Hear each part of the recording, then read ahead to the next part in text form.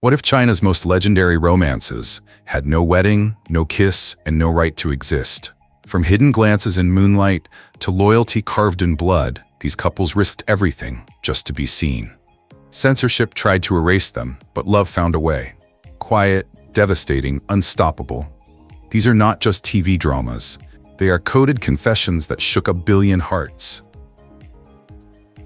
Wuxian and Wangji in the Untamed 2019. When the Untamed first aired in 2019, no one could have predicted the tidal wave it would unleash, not just in China, but around the world. Adapted from the wildly popular novel Modao Zushi by Moshang Tongxiu, the series introduced viewers to a realm of ancient clans, mystical arts, and spiritual cultivation. A world where morality was a mask, power was fragile, and loyalty could be deadly. But buried beneath the battles, betrayals, and supernatural mystery was a love story. Quiet, coded, undeniably powerful. Wuxian, played with electric charisma by Xiao, is a rule-breaker. He laughs too loudly, lives too freely, and questions too much. His magic is unorthodox, his loyalty unconventional. He chooses the path others fear, all to protect those without power. Wangji, portrayed with haunting restraint by Wang Yibo, is his opposite in every way. Silent, disciplined, bound by centuries of Lan clan rules that worship order and restraint. At first glance, they are destined to clash. But slowly, through conflict, crisis, and shared danger, their connection evolves from friction to respect, and then into something deeper. What makes The Untamed revolutionary is not just what it shows, but what it dares to leave unspoken. Under strict Chinese censorship laws, no same-sex love can be portrayed explicitly. And yet this drama says everything in the space between words. In the brush of a hand, in the sound of a guqin played in silence, in the way Wangji watches Wuxian fall, not just as a comrade, but as someone who cannot bear to lose him. Their bond is stitched into stolen glances and moments held too long. And somehow, that quiet ache speaks louder than any love confession ever could. Across 50 episodes and more than 8 billion views, The Untamed grew from a fantasy drama into a global phenomenon. Fans gave them a name, Wuxian, a merging of two souls into one. Fanfiction, fan art, cosplay, and academic essays followed. In countries where LGBTQ+ love is still erased or whispered about in fear, Wuxian and Wangji became something rare. A symbol of what queer love could be. Tender, fierce, tragic, heroic. But their story isn't just romantic, it is mythic. Wuxian chooses darkness to protect the innocent. He walks into exile with a grin, because integrity means more than reputation. Wangji, born into silence and rules, dares to break them all. He stands beside Wuxian even when it costs him everything. His family, his name, his legacy. In doing so, he redefines what strength and loyalty look like, not as obedience, but as devotion. Together, they stand for a kind of love that transcends rules, time, and even death. A love that does not need validation to be real. A love that, though forbidden, still survives through poetry, melody, and memory. Wuxian and Wangji may not kiss on screen, but they make you feel as if they did, over and over again. Their story tells us something timeless. That real love does not always need permission. Sometimes it just needs to be brave.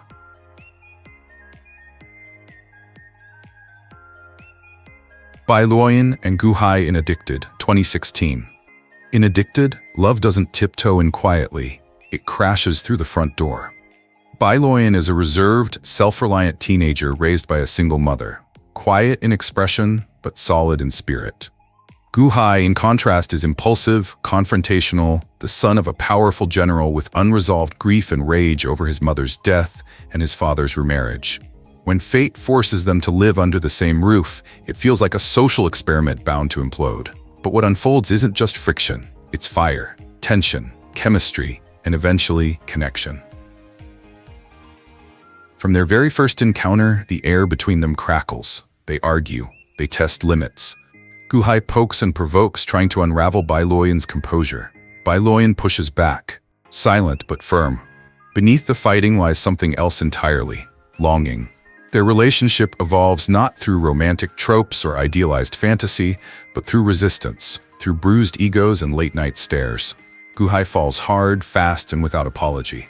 Bai Luoyin is slower, guarded by confusion. but even he cannot deny what's building between them. Their story is raw, messy, intense. It doesn't offer perfect communication or emotional clarity. Instead, it reflects the chaos of adolescence, identity, and first love.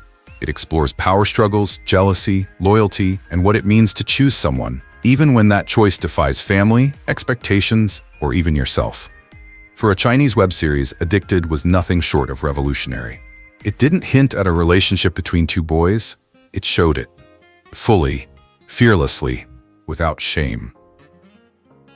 And that fearlessness had consequences. After just 15 episodes, the series was abruptly banned by Chinese authorities. The screen faded to black, no closure, no ending, no explanation. But it was already too late. Bai Luoyin Gu Hai had struck a chord that censorship couldn't erase. Fans across Asia clung to every scene, every look, every breath that passed between them. Because Addicted offered something so rare in media at the time, LGBTQ+ love portrayed not as a secret, not as a symbol, but as something real. Bai Luoyin Gu Hai didn't need a fairy tale ending to become iconic. They became legends because they were willing to love on their own terms, clumsily, fiercely, unapologetically. And in doing so, they gave queer youth a mirror they hadn't seen before. A story that said, "You are not alone." In a society that still buries same-sex love beneath metaphor and silence, Addicted was a lightning strike. Brief, controversial, but unforgettable. Because real love, when it shows up, doesn't ask for permission. And even when silenced, it leaves a mark that never fades.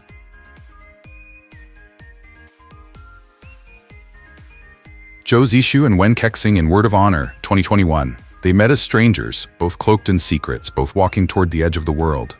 Zhou Zishu was a fallen hero, once the leader of a deadly royal organization, now a fugitive with his days quietly slipping away.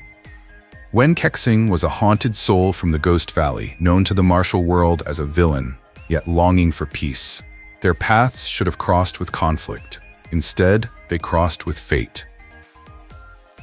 Word of Honor may appear to be a classic Wuxian epic, filled with sword fights, revenge, and betrayal, but at its heart lies a story of unexpected love. From the moment they meet, Wen Kexing is drawn to Zhou Zishu. He flirts, teases, and dares to get close. Zhou Zishu tries to keep his distance. But as their journey unfolds, the walls begin to fall. Their bond grows not through words, but through devotion, risk, and quiet understanding. Together, they move through chaos, uncovering secrets and confronting old wounds. Wen Kexing brings warmth to Zhou Zishu's fading world, while Zhou Zishu gives Wen Kexing a reason to stay. They are never forced to speak their love out loud, because everything they do says it louder than words ever could. What sets their story apart is the emotional gravity. This is not young love. This is a deep, steady connection between two souls who have suffered, survived, and still choose one another. In a genre where duty often silences desire, they created a space where intimacy could breathe. Despite the tight regulations on LGBTQ+ themes in Chinese media, Word of Honor dared to say more, without saying it directly. The glances, the care, the unwavering loyalty, they all became part of a shared language between the show and its audience. Viewers around the world saw themselves in these two men, and in doing so, found hope. Zhou Zishu and Wen Kexing are not just warriors, they are soulmates. They stand for love that is patient, mature, and deeply moving. Love that doesn't need grand declarations, love that simply shows up, again and again. Their story is not about tragedy. It is about transformation, about healing through connection, about choosing light even after walking in darkness. And in a world where love like theirs is often erased or hidden, they remain a quiet triumph, a reminder that queer love, even in whispers, can echo across generations.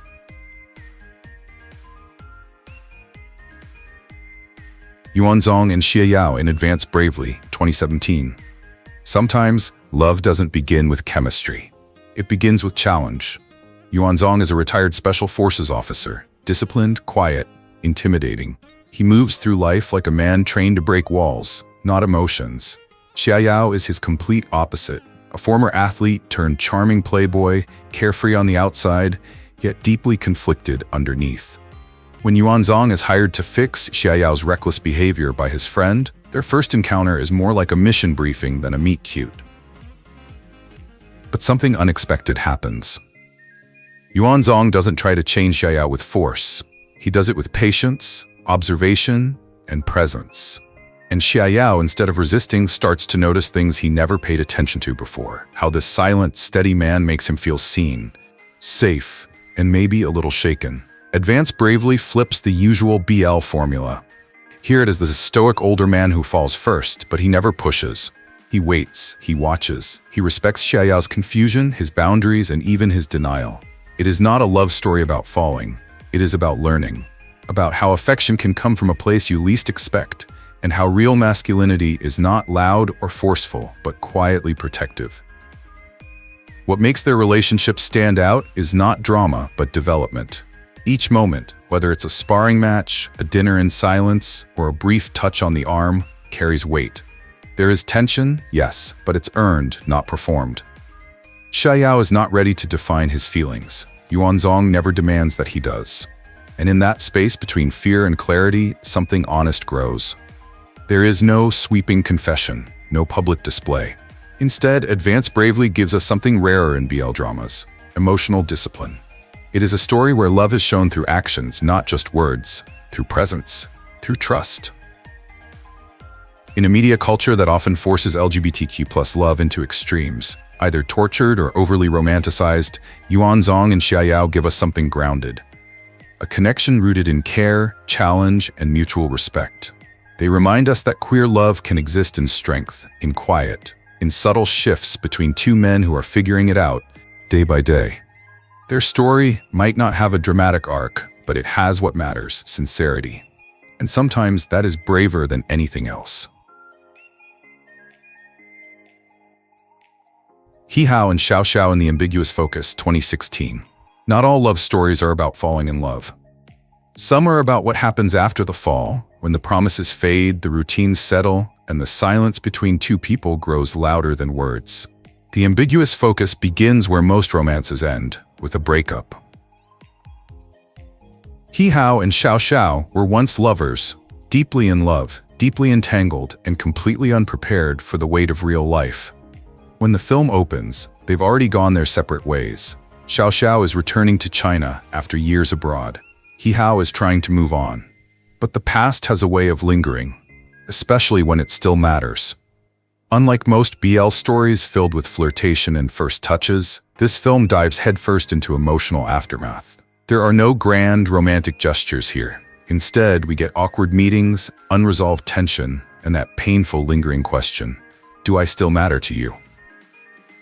Hihao is composed on the surface, successful, settled, but Xiao is the mirror he cannot look away from. With every encounter, the memories resurface, not the perfect ones, the real ones, the arguments, the fears, the way they drifted apart, not because they stopped loving each other, but because they did not know how to stay.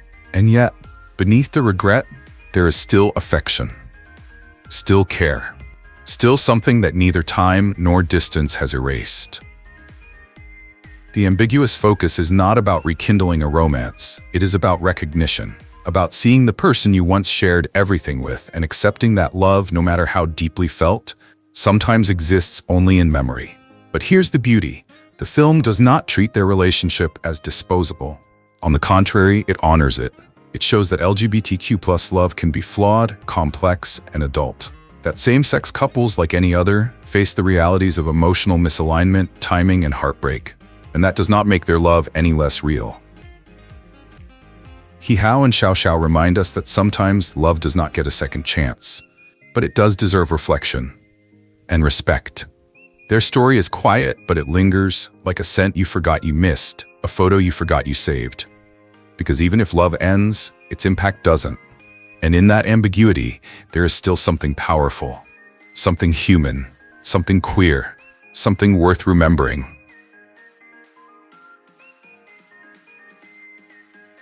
Ye and Ding Junjie in Capture Lover, 2020. Capture Lover doesn't dramatize or sensationalize queer love. It treats it with quiet dignity. It allows the relationship between Ye and Junjie to evolve with natural rhythm, without shame, without stereotype.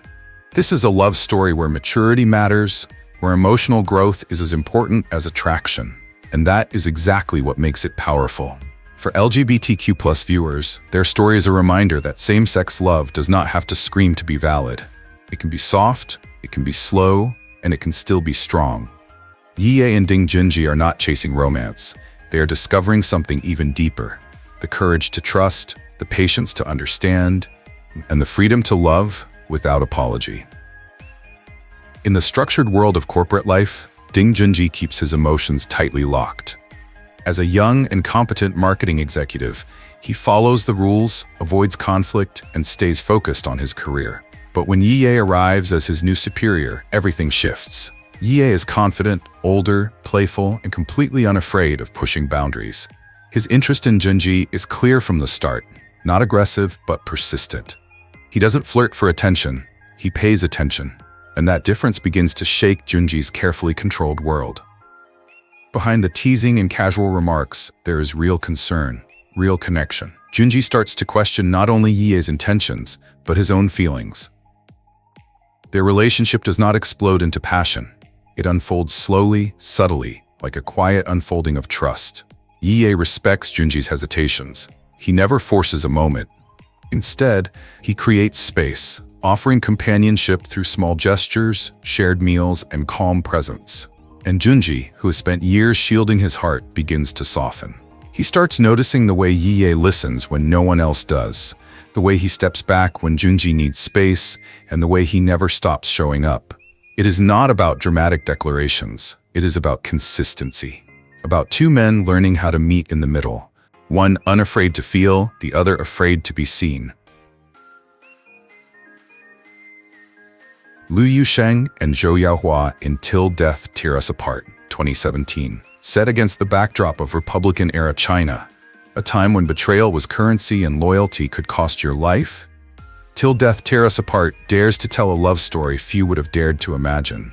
Liu Sheng is not just a soldier, he is a weapon.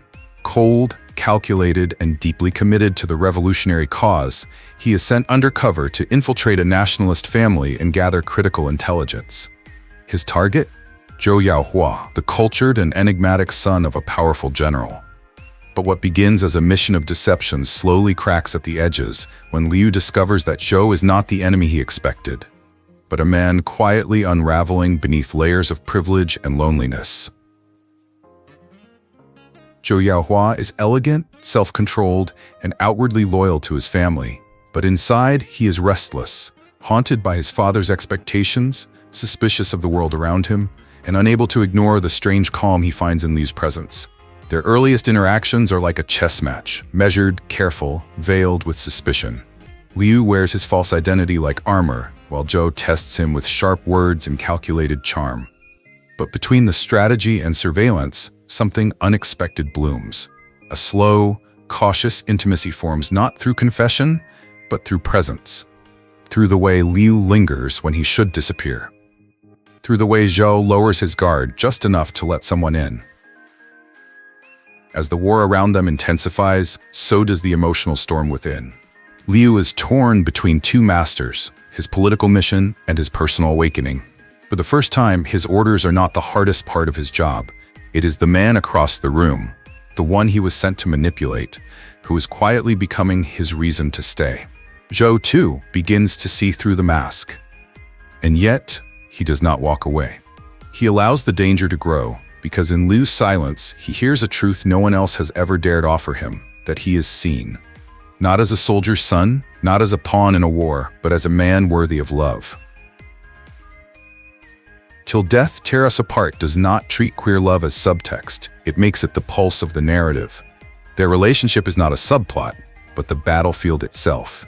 And it plays out not in declarations but in sacrifices, in a cigarette offered without a word, in a warning whispered just before the shot is fired, in the choice to stay even when survival means leaving.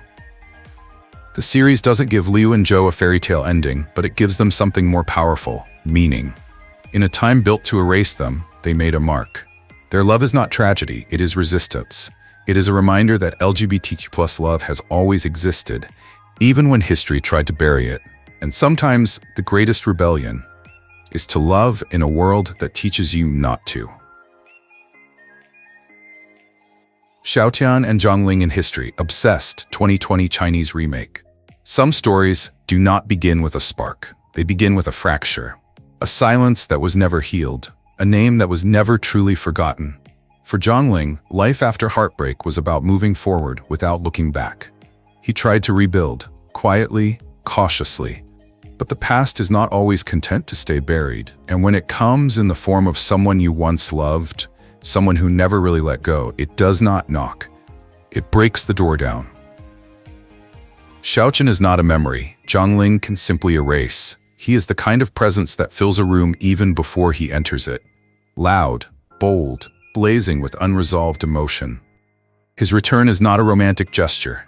It is a disruption. He claims he wants answers, maybe even a second chance. But underneath it all is a desperate need for control. The version of love Shaotian offers is not about healing. It is about reclaiming what he believes is his. Their history is messy, fragmented. Once, they were in love, or something close enough to feel like it. But that love burned too fast and ended too violently. The car crash may have shattered their physical world, but it was the emotional wreckage that neither of them ever cleared. Ling tried to recover by shutting the world out. Shaotian coped by refusing to move on. And when they meet again, it is not as two strangers, it is as two unfinished stories colliding once more. The brilliance of Obsessed lies in how it dares to portray queer love without filters. This is not a sanitized, dreamy romance. It is raw, psychological, and deeply uncomfortable. The show asks difficult questions. Can obsession be mistaken for love? Can trauma masquerade as passion? Can two people destroy each other and still call it connection? Shaotian is not a villain, but he is dangerous. He presses too hard, speaks without thinking, loves without boundaries. His idea of intimacy is rooted in possession. He cannot distinguish between being in love and being in control. Ling, in contrast, has built walls so high that even kindness feels threatening. He is scared, not just of Shaotian, but of himself, of the parts of him that still respond, still remember, still ache. Yet despite the chaos, there are moments, fleeting, fragile, where the truth cuts through. A flash of vulnerability in Shaotian's eyes. The way Ling pauses before pulling away. The scene where pain gives way to memory, and memory gives way to something close to tenderness. These moments do not redeem them, but they humanize them. They remind us that even the most flawed expressions of love often come from a place of deep, unresolved need. Obsessed refuses to tell viewers what to feel. It invites discomfort, reflection, even judgment. It reminds us that queer relationships, like all relationships, can be painful, complex, and even toxic, but they still deserve to be seen. Because in showing what queer love looks like when it breaks, it also shows how deeply it runs. Shaotian and Ling are not here to teach us how to love. They are here to show us what happens when love is held too tightly, when it twists under pressure but refuses to let go.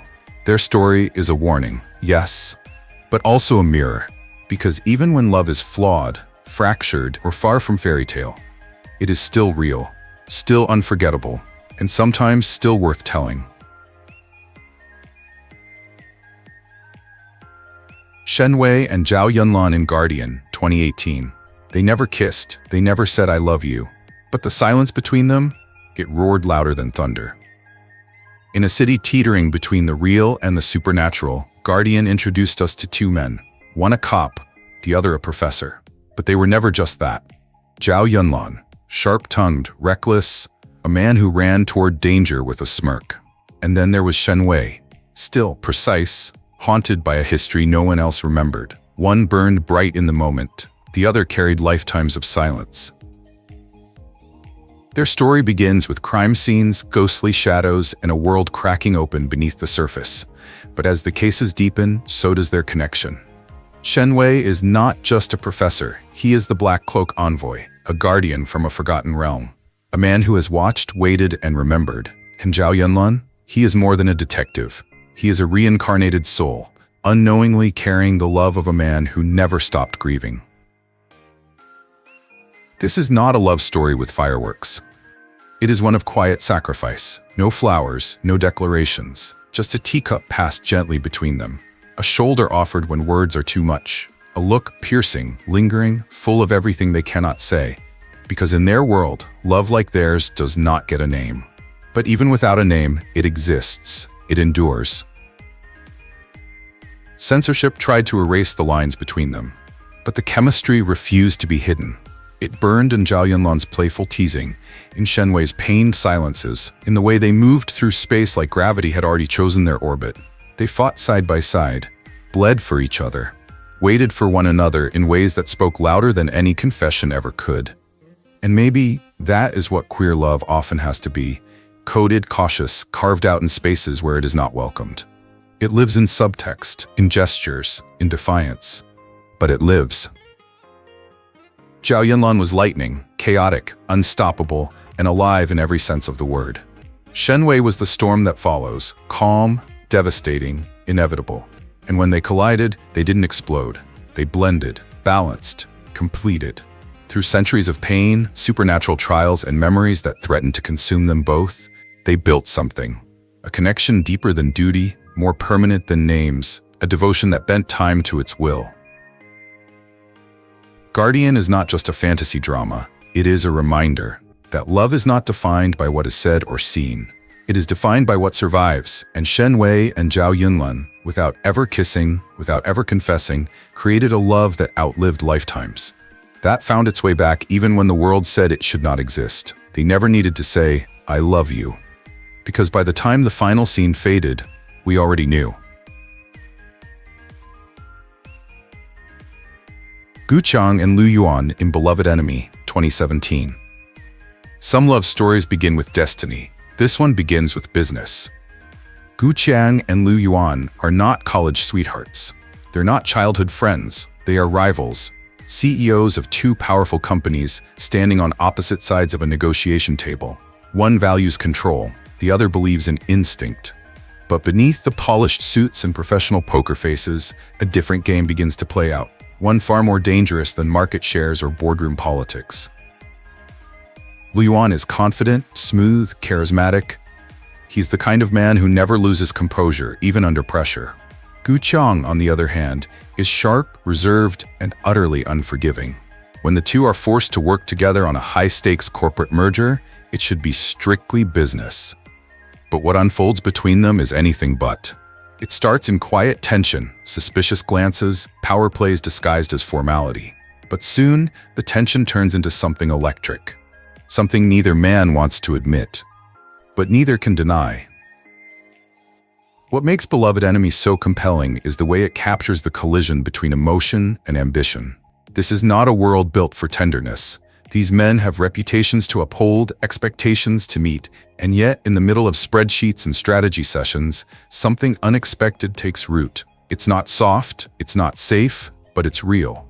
There's attraction, but also resistance, vulnerability, but also fear. Because to admit feelings in a world of power is to lose leverage. And love, for them, is the one variable they cannot control. Yuan pushes. He flirts with confidence, masks affection behind sarcasm. Qiang resists, fights every impulse, clings to structure. But slowly, carefully, the mask slips. What begins as calculated chemistry becomes something far more dangerous: honesty.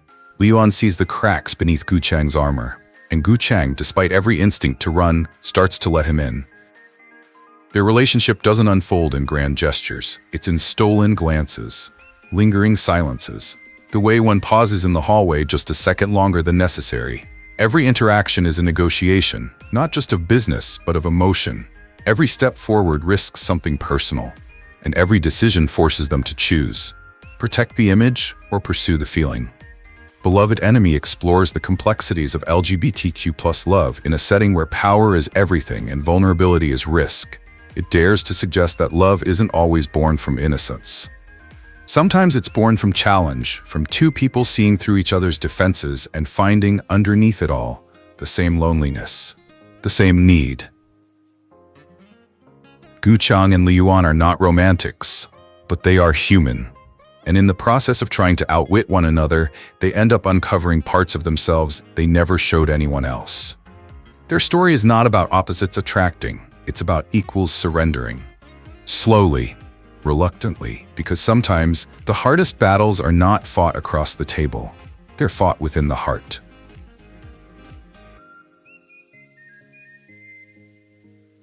They had no kisses, no confessions, just stares that spoke volumes and loyalty that broke the rules. These couples weren't just fiction. They were a voice for every hidden heart. Which story hit you hardest? Drop a comment, like, and subscribe. Because queer love deserves more than silence. It deserves the spotlight, and we're here to make sure it gets it.